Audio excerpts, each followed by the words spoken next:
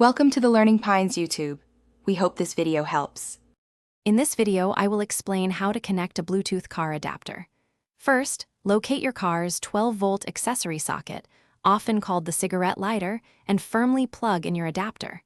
Most adapters will light up, confirming they are receiving power. If yours uses a USB port, simply plug it into an available one. This initial step ensures your adapter is ready to begin its work. Next, grab your mobile device and turn on its Bluetooth feature. Navigate to your Bluetooth settings and scan for available devices. You should see your car adapter appear in the list, often with its brand name or a generic identifier. Tap on it to initiate the pairing process. You might hear an audio tone confirming a successful connection, making it super easy to know you're linked. Now, let's get your car radio involved. Tune your car's FM radio to an empty station, one with no static or existing broadcasts.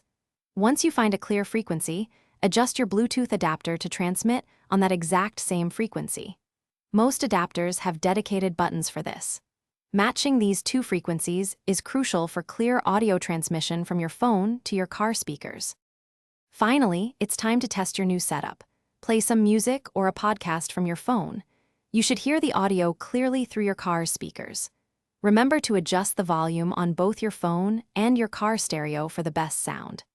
If you encounter any static or connection issues, simply try restarting both your adapter and your phone, then repeat the pairing steps. Thanks for watching. Consider subscribing if we helped you.